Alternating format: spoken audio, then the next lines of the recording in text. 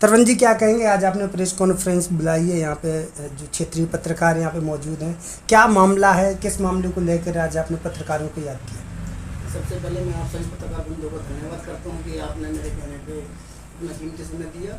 विषय मैं छोटा नहीं कहूँगा और विषय में बड़ा भी नहीं कहूँगा, विषय में बहुत बड़ा कहूँगा जिस विषय पर हमने आपको याद किया।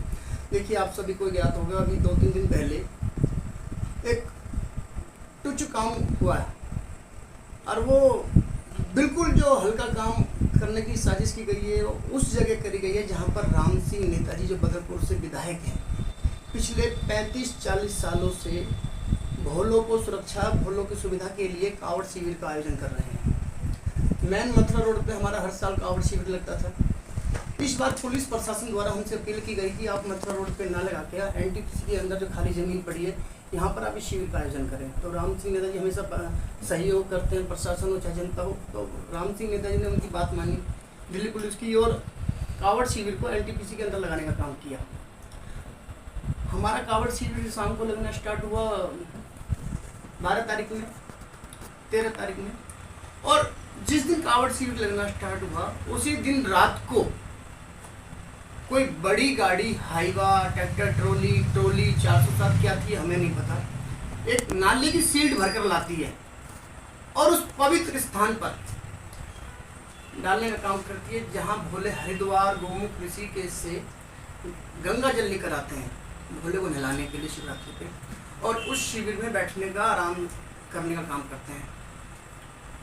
किसी हल्की सोच व्यक्ति वाले ने उस पवित्र जगह को खंडित करने का काम किया है, जहां दुनिया भर की सीट नाले की निकाल के पूरा एक ट्रक डालने का काम किया है। मौके पे जब हमें पता लगा, नेताजी को पता लगा, हम सब मौके पे पहुंचे और मौके पे पहुंचकर वहां पर जब देखा तो हालात ज़्यादा खराब थे। मौके पर एसएचओ साहब आए, एसीपी साहब आए, एसडीएम साहब आए। उन्होंने नेताजी से अपील करी, हम सभी से अपील करी कि आप कुछ ऐसा कदम मत उठाना जिससे कि हमारे कंट्रोल में ना हो, और आप हमें सहयोग कीजिए। हम शाम तक इसका जो असली अपराधी है, असली दोषी है, हम उसको आपके सामने लाके खड़ा कर देंगे। और दुर्भाग्य की बात यह है कि एसएचओ, एसडीएम, डीसी साहब, एसीपी साहब मौके पर बोल कर गए और आज तीसरा दिन हो गया।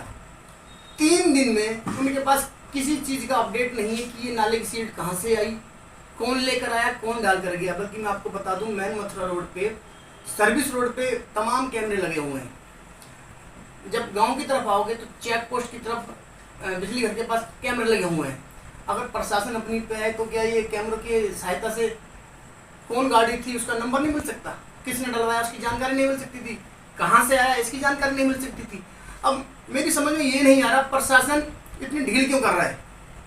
प्रशासन इस मुद्दे को दबाना चाह रहा है या इस पर खुली लगाम छोड़कर इसको अनदेखा करना चाह रहा है। विषय बहुत बड़ा है। अगर ये बात पब्लिक में जाती, उसी समय पब्लिक इकट्ठा होती है, हालात काबू से बाहर हो जाता है, उसका जिम्मेदार कौन होता?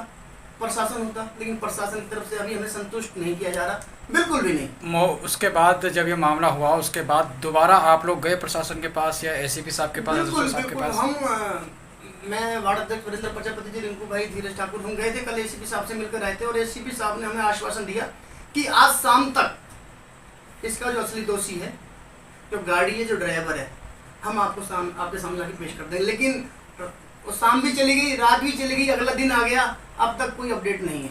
तरवन जी, आप पूर्व पार्षद भी रहे हैं। एक तरफ सरकार इन कांवड़ियों के लिए, इन शिविर के आयोजन के लिए लाखों करोड़ों रुपया खर्च करती है, प्रत्येक वर्ष शिविर का आयोजन करती है सरकार। यहाँ तो नेताजी अपने कोष से करते हैं। देखो, मैं निजी कोष से मुझे जानकारी मिली है कि मेरे ख्याल से 30-35 वर्षों से लगातार करते आ रहे हैं।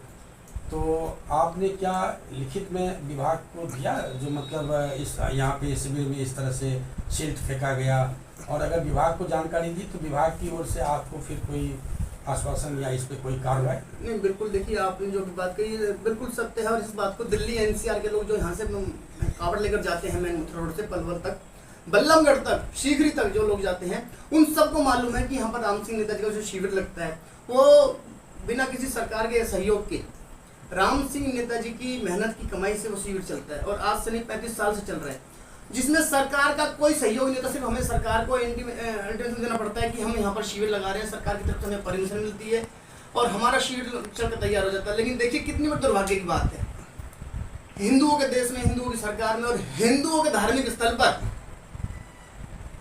कोई कौन व्यक्ति है वो जो गलत काम करने की कोशिश। सरवण जी, आप अगर ये आप मौजूदा विधायक हैं, यहाँ से राम सिंह नेताजी डीडीसी के चेयरमैन भी हैं और एमसीडी में भी उनका पद है, तो अगर एक विधायक के कहने पे प्रशासन अगर इस तरह से मतलब एक हल्कापन ले रहा है, तो यहाँ पे आम पब्लिक को यहाँ की प्रशासन क्या कर सकती है?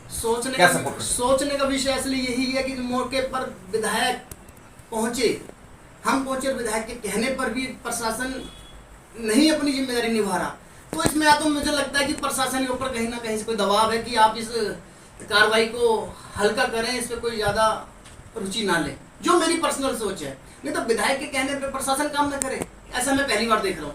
ऐसा भी हो सकता है कि प्रशासन दूसरे पक्ष के साथ तालमेल बना हुआ हो उनका। नहीं, मैं इस बात के लिए, ये तो देखो, ये तो विषय का मामला है और गंभीर विषय का मामला है। यही तो जांच पड़ताल करनी है कि प्रशासन अपनी जिम्मेदारी क्यों नहीं निभा रहा। प्रशासन अपनी पे है तो पत्रकार बंधु मैं आपको बता दूं, वो दूध का दूध पानी का पानी मिनटों में कर देंगे।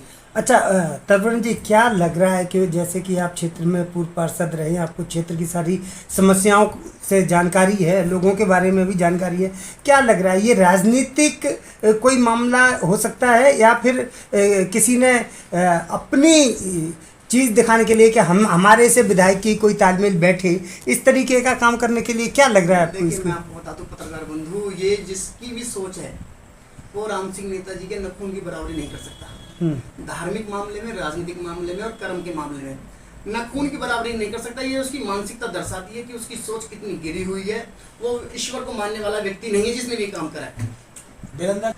वीरेंद्र जी, क्या लग रहा है, आप तमाम जब इलेक्शन हो रहा था तमाम क्षेत्र में घूमे, आपको तमाम जानकारियां, क्या लग रहा है जहां पे जो शील्ड डाली गई है, इस शील्ड के लिए आप किसी को जिम्मेदार ठहरा रहे हैं? क्या लग रहा है कि और क्या किसी के ऊपर आशंका है आपको ऐसी कि उसने ये काम कराया हुआ होगा? सबसे पहले तो आप सभी पत्रकार बंधुओं का बहुत बहुत धन्यवाद है, स्वागत है इस पीसी में। आप हम लोग हमारे साथ जुड़े हुए हैं और क्षेत्र के मुद्दों को उठा रहे हैं। देखिए, दो तरह के पार्षद हैं, एक पार्षद तो ये रहे और एक पार्षद वो है। इन्होंने तो पूरी 5 साल मेहनत करी और कूड़ा उठवाया, ये नया आया, ये कूड़ा डलवा रहा है। क्षेत्र का कौन सी गली, कौन सा चौराहा, कौन सी सड़क, कौन सा मोहल्ला ऐसा नहीं है जहाँ कूड़ा ना पड़ा हो। पूरे क्षेत्र में कूड़ा कूड़ा है, हर जगह चले जाओ, हर कोने में चले जाओ, दिन रात लोगों की शिकायतें आ रही है, दुनिया भर की शिकायतें आ रही हैं। भाई साहब भी जाकर के जगह जगह गए हैं और खुद लाइव चलाई है, मैंने भी कई बार अपने पेज से लाइव चलाई है, लोगों को बताया। इतना बुरा हाल क्षेत्र का है कि क्षेत्र की जो बेसिक सुविधाएं हैं वो भी पार्षद देने में नाकामयाब रहा। और अब तो ये डिप्टी चेयरमैन बन गए। डिप्टी चेयरमैन बनने के बावजूद भी इनका अधिकार क्षेत्र बढ़ा, इनकी पावर बढ़ी, लेकिन जनता के लिए असुविधाएं बढ़ी, जनता को कोई सहूलियत नहीं हुई।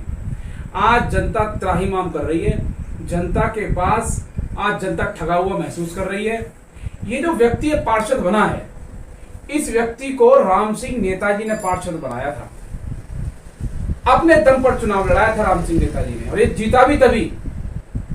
अदरवाइज कोई ताकत नहीं है, इसकी ऐसी छवि नहीं है ये आदमी पार्षद भी बन सके। पार्षद तो छोड़ो, ये जिस गांव से आता है उस गांव का प्रधान भी नहीं बन सकता। ये राम सिंह नेताजी की ताकत पर ही बना।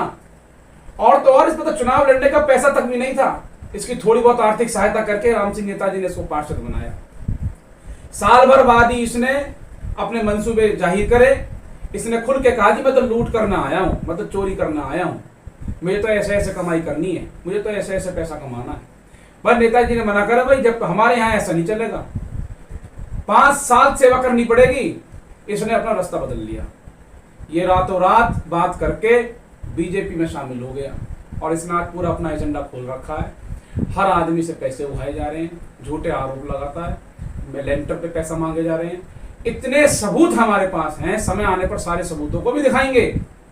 बहुत प्रमाण हमारे पास है, ऐसा नहीं कि हवा में बातें कर रहे हैं, बहुत प्रमाण है, एक एक प्रमाण है, हाथ में लिखित प्रमाण भी हमारे पास हैं। और मौजूदा जिन लोगों के साथ जातियां हो रही हैं वो भी हमारे साथ हैं, छोड़ेंगे इनको भी नहीं। वीरेंद्र जी, आप बहुत बड़ा ऑन कैमरा किसी पे आरोप लगा रहे हैं, कोई सबूत बिना पेश किए हुए अगर आप किसी पे ऐसे आरोप लगाएंगे तो झूठा ही साबित होगा। पूरा जी, सवाल ले जी, लीजिए, जी। क्योंकि ये गंभीर विषय है। गंभीर विषय पे अगर किसी पे आरोप लगाना बिना सबूत के वो ठीक नहीं। कोई तो सबूत बताना होगा आपको मीडिया के सामने, जिससे कि ये लगे कि वो भी एक संवैधानिक पद है। आप किसी का नाम ले रहे हैं तो वो भी संवैधानिक पद पे बैठे हुए व्यक्ति हैं। तो कुछ आपको या कोई अंदरूनी जानकारी है या पुलिस प्रशासन से या कहीं से कोई आपको क्लू मिला है जिससे आप ये दावा वो भी करें? जनप्रतिनिधि है, और मैं इस बात को बिल्कुल स्पष्टता और बहुत साफ गोई से कहना चाहता हूं कि जैसा आपको आज बुलाया है, सारे पत्रकारों को फिर बुलाएंगे।